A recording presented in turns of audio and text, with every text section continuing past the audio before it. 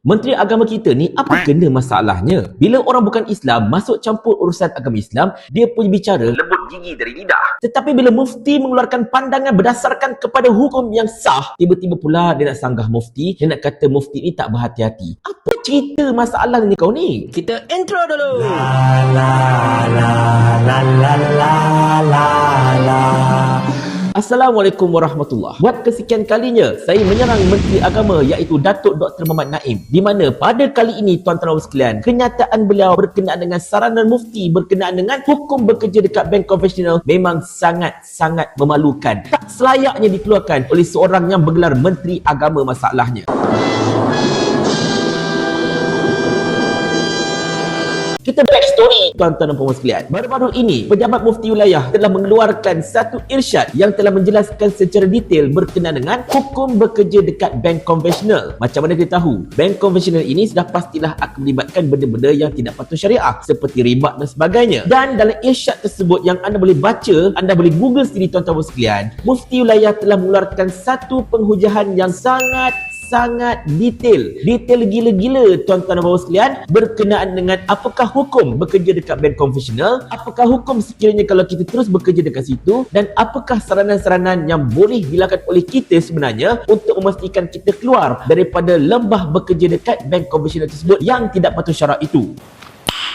Nice. Seperti biasa tuan-tuan dan puan sekalian, mufti wilayah kalau mengeluarkan kenyataan pastinya berserta dengan nas dan juga dalil untuk menyokong hujah beliau. Apatah lagi benda ini melibatkan fatwa. Mufti ini tugasnya adalah untuk mengeluarkan fatwa. Jadi apa yang keluar daripada kalam mufti itu boleh digunakan pakai sebagai hukum untuk negara ini. Itu tugas mufti. Tetapi datang pula Menteri Agama Datuk Dr. Naim. Tiba-tiba pula ketika ditanyakan oleh wartawan untuk mengulas berkenaan dengan kenyataan mufti wilayah itu, dia kata apa tahu? Dia kata pandangan mufti ini walaupun kita hormati, tetapi nak keluarkan pandangan kena berhati-hati. Berhati-hati kenapanya? Kata Datuk Dr. Naim, kena berhati-hati sebab pandangan itu tak dirujuk kepada menteri. Astaghfirullahalazim. Tak dirujuk pada menteri satu hal. And then kemudiannya pandangan itu kata Datuk Dr. Naim tidak menyeluruh dan juga tidak orang kata apa konkret masalahnya. Itu kata-kata Datuk Dr. Naim. Punya panjang irsyad itu serta dengan dalil, dengan fatwa, dengan segala hujah, dia boleh kata tak konkret, dia boleh kata tak lengkap dan sebagainya. Apa cerita kau ni nak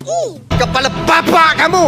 Yang paling kelakar tuan-tuan dan puan sekalian, Datuk Dr. Naim boleh kata pada mufti, nak keluarkan pandangan jangan keluarkan sekerat-sekerat, kena keluarkan sepenuhnya, serta kena berikan segala solusi untuk memastikan yang orang kerja dekat bank konvensional ini, mereka ini ada jalan keluar. Bukan tak ada jalan keluar, dapat fatwa terus tergantung macam tu. Padahal kalau anda bacalah irsyad fatwa mufti wilayah itu tuan-tuan dan puan sekalian, di situ mufti wilayah telah menggariskan, keluarlah kalau boleh, kalau tak boleh tak apalah, stay dulu sampailah kau jumpa kerja yang sesuai dan kau keluar, tak ada masalah. Bukan mufti kata kau kena keluar sekarang, kalau kau tak keluar walaupun kau tak ada kerja lain, kau akan jadi ahli neraka, kau akan duduk di situ selama-lamanya sebab kau kerja dengan tempat yang ada riba. Mufti wilayah tak kata macam tu masalahnya. Sebab itulah kita katakan kenapa Datuk Dr. Naim ni masalahnya. Kita tertanya-tanya tau, sebab bila kes Menkoham dulu yang duk masuk campur berkenaan dengan urusan orang Islam, urusan berkenaan dengan pelaksanaan undang-undang syariah dekat negeri-negeri, dia punya bicara,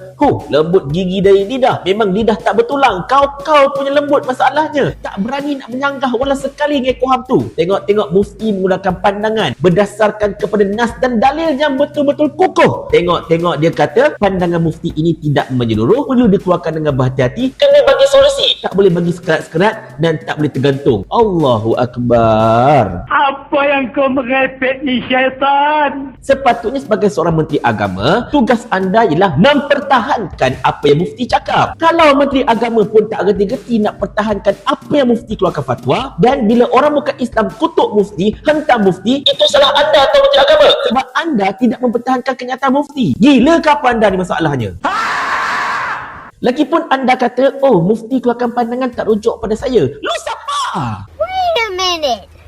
Who are you. Kau bukan mufti masalahnya. Engkau tidak mengeluarkan hukum. Tugas anda, wahai Datuk Dr. Naim sebagai Menteri Agama, ialah sebagai mediator antara kerajaan dan juga institusi-institusi agama dekat negara kita ini. Full stop. Mufti, tugas mereka adalah untuk mengeluarkan pandangan, mengeluarkan fatwa untuk diguna pakai dekat negara kita ini. Jadi, macam saya katakan tadi, patutnya Menteri Agama ini kena sokong kenyataan mufti. Kena pastikan yang kenyataan mufti ini mendapat sokongan yang kuat daripada kerajaan, terutamanya daripada Jabatan Agama, so that orang-orang bukan Islam tidak akan memperlekatkan mufti. Sekarang ini saya nak tanya tuan-tuan dan sekalian, bila Menteri Agama kata macam itu, anda yakin tak orang-orang bukan Islam, terutamanya mereka yang memang cari jalan untuk mengenakan orang Islam, akan mengutuk mufti wilayah kau kata mufti wilayah ini Jumudlah, Talibanlah dan macam-macam lagi. Sebab apa? Sebab Menteri Agama pun tak backup mufti masalahnya. Jadi kepada Datuk Dr. Naim, anda ini Menteri Agama tau. Agama itu maksudnya agama Islam. Tugas anda ialah memelihara kesucian semua institusi agama Islam, termasuklah jabatan mufti-mufti. Jadi maksudnya kat sini, bila mufti mengeluarkan satu kenyataan yang of course tidak dikeluarkan dengan mudah-mudah macam itu saja, pastinya dikeluarkan dengan penuh kajian dan juga dengan penuh ketelitian. Tugas anda patutnya ialah mempertahankan kenyataan mufti, mempertahankan institusi mufti dan sebagainya. Anda boleh kata je, saya telah mendengar pandangan daripada mufti wilayah dan secara asasnya betul lah apa yang beliau kata, itulah hukum berkenaan dengan bank konvensional dan saya setuju saranan mufti wilayah agar pekerja-pekerja bank konvensional yang beragama Islam bolehlah mula untuk mencari kerja lain. Lagi tak dapat kerja, tak apa, kerja dahulu. Dah dapat kerja, dah sekukuh sebagainya, boleh berhenti, tak ada masalah. Sebab mencari yang halal itu adalah fardu. Takkan anda tak tahu lagi kok, wahai menteri? Dah tua pun bodoh.